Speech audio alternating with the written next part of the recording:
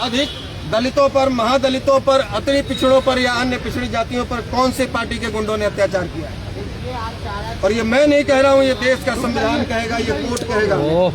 और प्रत्येक जिला मुख्यालय से हम लोग एक सूची निकलवाएंगे कि कहाँ कहाँ कौन कौन से गांव में, कौन कौन से जिले में अति पिछड़ों पर, दलितों, महादलितों पर अत्याचार हुआ है और कौन से लोगों ने किया है, क्या टाइटल है उनका, ये कौन सी पार्टी के झंडा उठाने वाले लोग हैं और उन मामलों पर राज्य आरजेडी का क्या स्टैंड रहा है। 4 दिन पहले किसी पासवान समाज के गांव में जाकर आरजेडी के गुंडे जबरदस्ती अपनी जाति का गाना बजवा रहे थे और कह रहे थे कि तुम्हारी बहन बेटियां हमारे साथ नाचेंगी।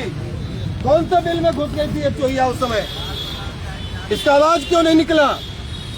जो अपने आप को दलित हितैषी कहते हैं, क्योंकि इनकी पार्टी के गुंडे ऐसा कर रहे थे। ये दोहरा चरित्र अब चलने वाला नहीं है।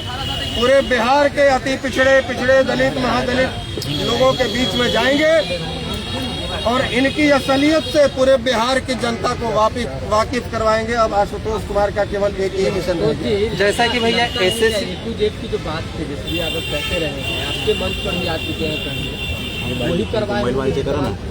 ये A2Z की बात इनकी करनी और कथनी में बड़ी फर्क है। ये बड़ी हैरानी होती है देखकर ऐसे लोगों के बयान को कि हमारे ही मंच पर आकर यहीं से 10 कदम दूर बापू सभागार में उन्होंने कहा था कि हम A2Z की बात करते हैं। उन्होंने कहा था कि पिछली गलतियों में सुधार करने के लिए आए, आपसे माफी मांगने के लिए आए।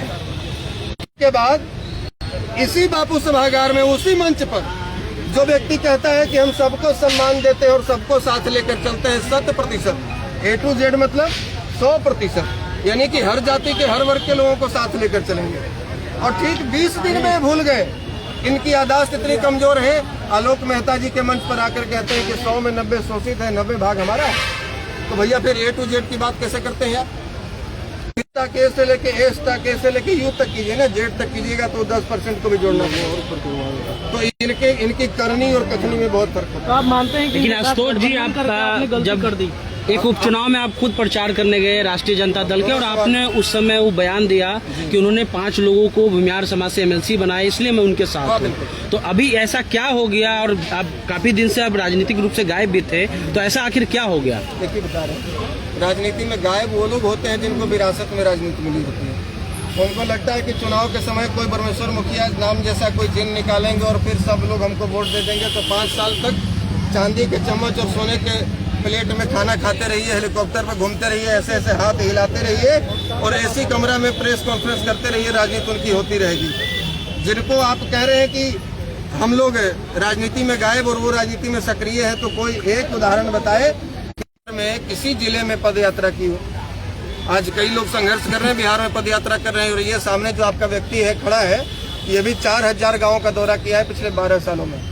हमें पता है कि बिहार में बाढ़ की विभीषिका क्या है, सुखाड़ की अवस्था क्या है, बिहार में कहाँ क्या बेरोजगारी है।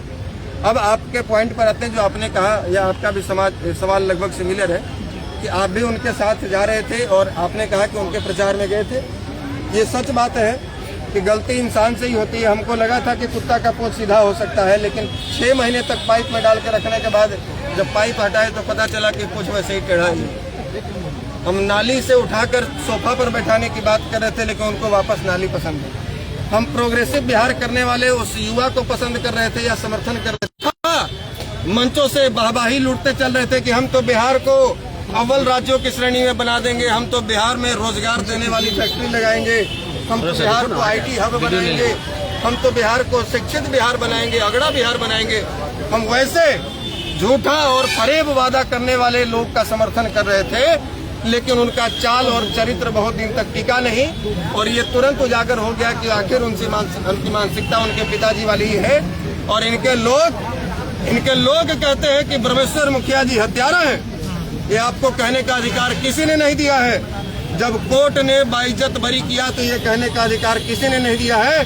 हाँ, मैं दावे के साथ कह सकता हूँ कि पिछले 100 वर्षों में ये बिहार का दुर्भाग्य है कि लालू प्रसाद यादव जैसा भ्रष्टाचारी, लालू प्रसाद यादव जैसा हत्यारा, लालू प्रसाद सुप्रीम कोर्ट के द्वारा प्रमाणित चारा चोर इस बिहार में पैदा लिया। और पिछले 100 वर्षों में लालू यादव से बड़ा हत्यारा इस बिहार में कोई दूसरा पैदा नहीं लिया। इस अपमान के खिलाफ आप आगे कानूनी प्रक्रिया क्या कर रहे हैं? हम अपनी कानूनी प्रक्रिया कर रहे हैं। हमने भी जैसे अगले ने कानूनी प्रक्रिया किया, FIR दर्ज करवाया, SC/ST एक्ट के तहत मुझ पर मुकदमा दर्ज किया गया। हमने भी कानूनी सलाह ली और ये SC/ST एक्ट मुझ पर मेंटेनेबल नहीं है। अच्छा। ये मुझ पर लागू नहीं होता है। कैसे लगाया गया, हम इसके खिलाफ हाईकोर्ट में रीट याचिका दायर करेंगे, क्योंकि हमने किसी को भी जाति होने की वजह से कुछ नहीं बोला, किसी को जाति सूचक कोई अपशब्द नहीं बोला। सारिका पासवान के जगह पर मिश्रा सिंह, तिवारी, यादव, कुशवाहा कोई भी होती या होता और हमारे पूर्वजों का इस प्रकार से अपमान करते तो हमारे शब्द उसके लिए ऐसे ही होते, बल्कि इससे भी ज्यादा कठोर हो सकते थे। एक लास्ट सवाल तो जी, बिहार विधानसभा का चुनाव भी इसी साल है, क्या आपकी जो पार्टी है वो चुनाव में जाएगी? पार्टी बनी है चुनाव लड़ने के लिए। 243 सीट पर आप चुनाव अब कितने सीट पर लड़ेंगे ये पार्टी तय करेगी और पार्टी के लोग तय करेंगे। ये हम लोग फिलहाल तो चुनावी मुद्दे पर हम लोग बात करने के लिए यहाँ नहीं आए हैं। फिलहाल मुद्दा ये है कि बिहार से एक वैसी पार्टी को बिल्कुल नेस्तनाबूद कर देना है जो वापस 2015 में नीतीश जी के रहमो करम पर फिर से जिंदा होगी।